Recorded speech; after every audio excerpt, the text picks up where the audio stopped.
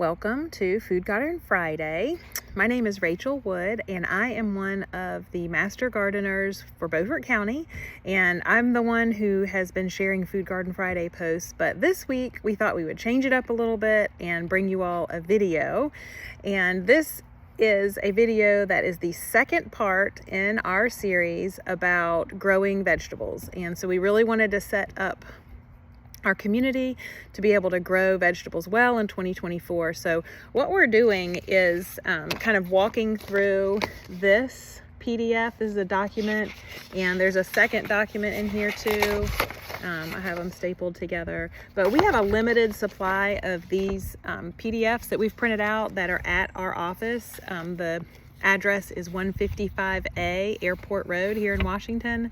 And so this little series is actually just, kind of walking you guys through some of the elements that these documents cover. So last week we talked about sun and water. And then this week we're going to talk about structure. We're going to talk about growing in pots, raised beds, and in ground. And then just to give you a little preview for next week, we're going to talk about what to grow and when to grow it. So we really hope that this series is helpful. And so we're just going to go on and dig in today. So you do have some options on structures for growing in. It could be something as small as a 12-inch diameter pot all the way up to a half bourbon barrel. You can grow in the ground. You can grow in structured raised beds that you've either bought or built. And so we're going to kind of cover those things today. But before we go into that about your actual structures, I think it's important to talk a little bit about soil and what you would fill those structures with unless you were growing in ground. So North Carolina does not regulate topsoil. So anything marketed as topsoil, whether it be in bulk or from a big box store, if it is topsoil, it is not regulated, which means it has undergone zero testing for pathogens or, things like soil-borne diseases, also nutrient structure. So it's really important that you kind of know what you're buying, and to maybe even go to the slightly added expense of buying something that's quality and that you know what you're getting. So we just like to mention that up front about topsoils, to be very, very careful if you are buying a product that's marketed as topsoil.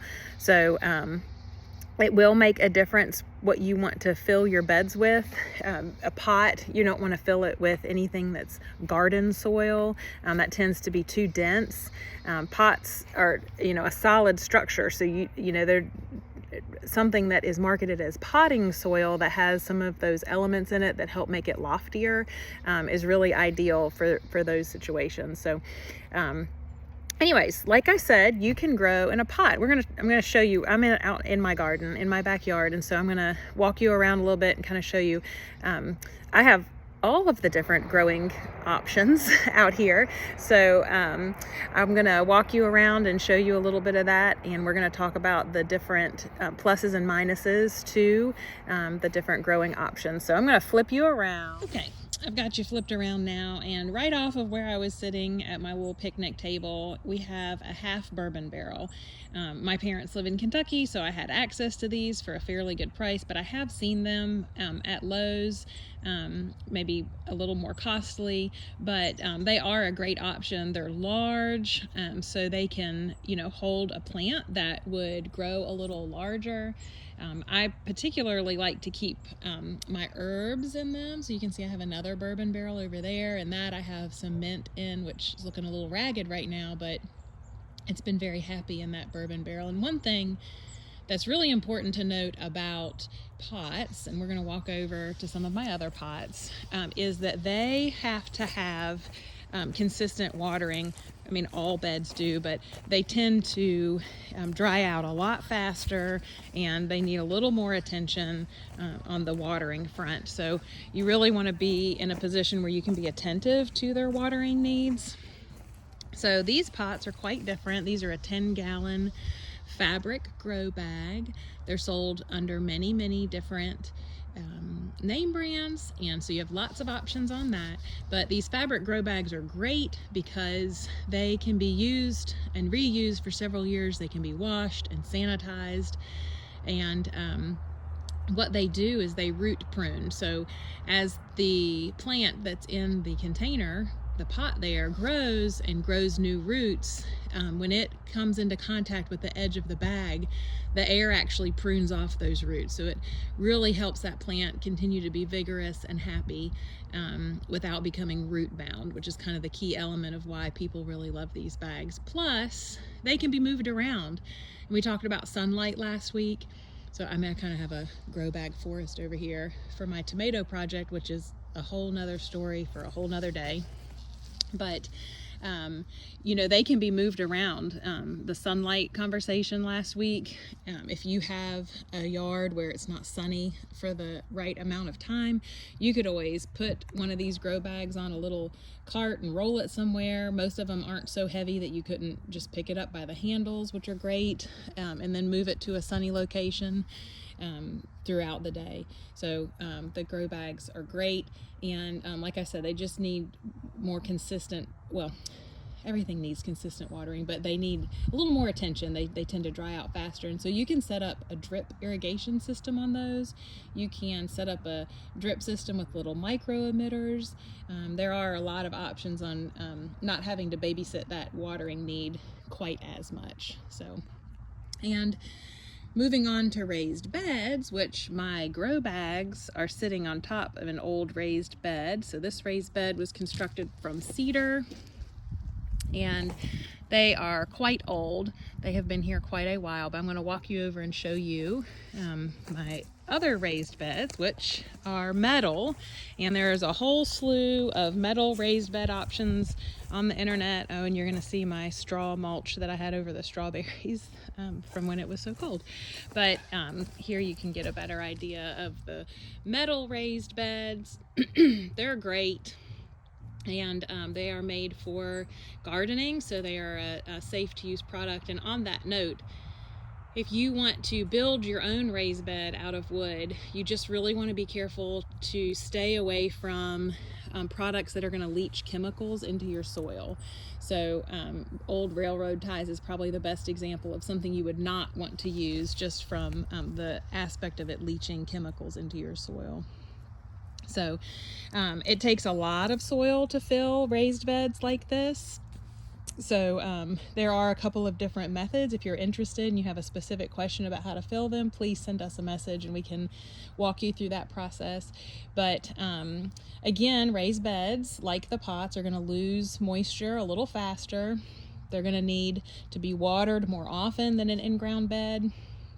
And but they are great. They are really excellent options for people, and they can be used really well with a square foot gardening method, which is another thing. If you have more questions about, please let us know.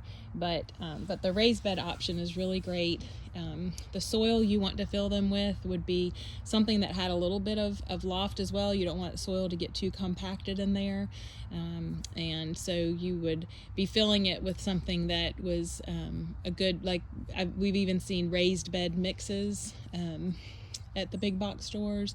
There are lots of options for that, but you kind of want to be specific in what you fill your raised beds with. But they're great, and as you can see, I have some hoops over mine to well, I had frost cloth on them, but eventually I'll add some netting to protect my strawberries from the birds. But as you can see, the raised beds just offer a really great option on lots of different things. I mean, they're pretty, and you can put a protective structure over them, and they are kind of compact too, in a way, you know, just right up there against the fence. So we're actually going to walk back over to the other side where we started and talk about in-ground gardening.